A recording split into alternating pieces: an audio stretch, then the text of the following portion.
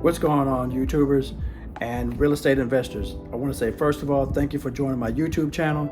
I'm going to give you some great content. Stick around to the end because it's going to be very good. And if you will, smash that like button, subscribe, share, and comment. Here we go.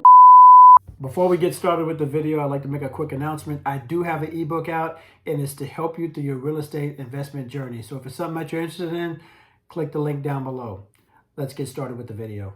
I'm going to tell you 6 books, in my opinion, that are really good books to help you out through your journey of real estate investing and helping you learn more. But it's really more so about the mindset. I want to get this right real quick. It's not about so much about the real estate, about the roofing and the tenants and the vendors. It's really about getting your mindset right, letting you know that you can do anything you put your mind to it, because it's the truth. What's good is if you can get that foundation right, which is your mindset. So get your mindset right first, and you can be able to conquer anything. You could buy as many houses that you want to buy. You could buy as many apartment complexes as you want to buy. It's truly up to you, and you can become successful while doing it, okay? So you got to get that foundation right, which is your mindset. Here are 6 books that I recommend that I've actually read that are really good, that can help you out through your journey of real estate investing. But again, like I said, it's about the mindset. So here we go. First book, Rich Dad, Poor Dad by Robert Kiyosaki. Very good book. It's been around since the 90s. I like this book because it talks about how Robert Kiyosaki, when he was younger and he was growing up, he had a dad who was a professor and worked at the nearby university. He had his best friend's dad who was an entrepreneur, and he did real estate investing. But what was unique about it is because he got to see both sides of how they looked at money, how they saved money, how they earned their money, and how they let their money grow. It was just a different mindset, and he got to see both sides of it, one from a poverty mindset and one from an abundance mindset. So it was really key, and he put it in a book, and it became a bestseller. Another book number 2 that was real good that I've read is Think and Grow Rich by Napoleon Hill. Another one that was a bestseller, been around for the longest time.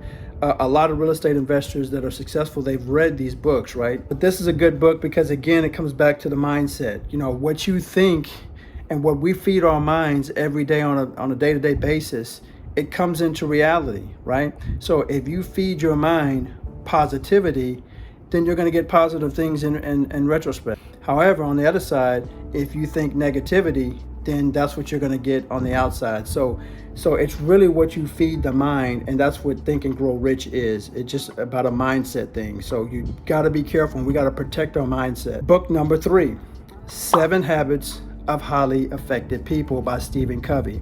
Once again, another great book. They did a survey, and they come out thinking and knowing there are certain traits, characteristics that dominate successful people when they go out there and become successful business people, successful real estate investors, whatever it may be, right? It's all in here.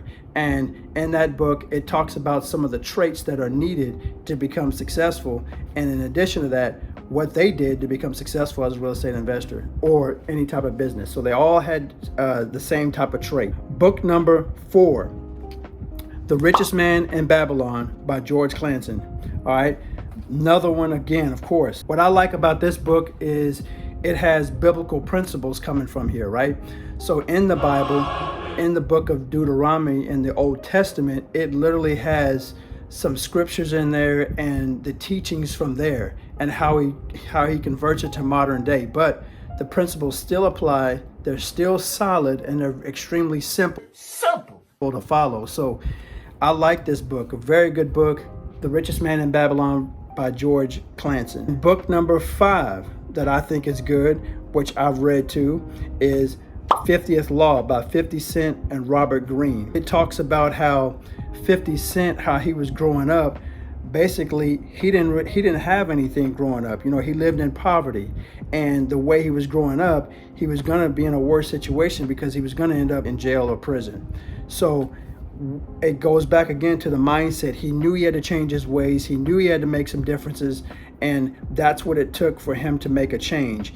And he went from poverty to one of the biggest hip hop stars back in the 2000s, and he does movie production. So it just shows you that it doesn't matter where you're from, it's about where you end up.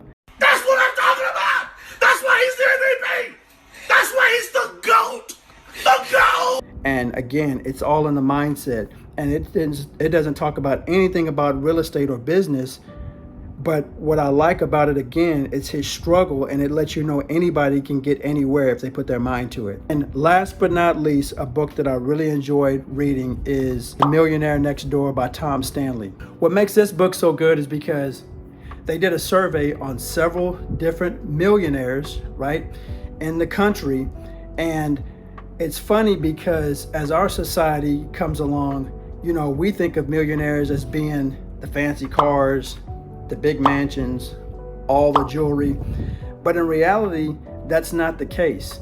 This was actually probably one of my favorite books because it gave a big contrast of what really a millionaire is and really what a millionaire isn't. A millionaire is a true millionaire that's coming from the ground up, self-made. They're really looking at buying and purchasing businesses or income producing assets like real estate.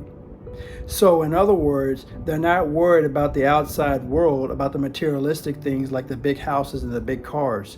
They're more worried about getting income producing assets because what they truly understand is that their money will grow exponentially instead of money being thrown away in these materialistic things. They also did a survey and they noticed that with millionaires, true millionaires, they lived in average homes, drove average cars, lived in average neighborhoods, and they just blend in with people just like me and you. So the reality of it was, again, you wouldn't be able to tell a true millionaire, right? They're not flashy, they're not flamboyant, they're not trying to be loud, they're not trying to show the world everything.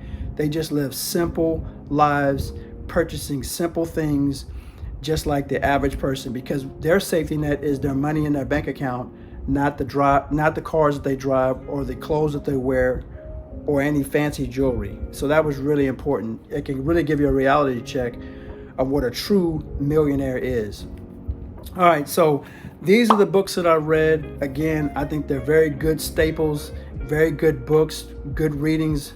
And it doesn't really talk about real estate investing, but it gets your mindset right when it comes to money and your relationship to money, how you handle the money, how you save it, how you grow it exponentially. And that's what's really important. And people tend to lose that sight that it's not just about the businesses, which is important, but how you can handle your money and how you do things and how you handle things mentally as well. All right. So hopefully you like this information. Please, again, if this was good content and information for you and it brought you some utilitarian value, share, like, subscribe, comment down below. See you on the next video.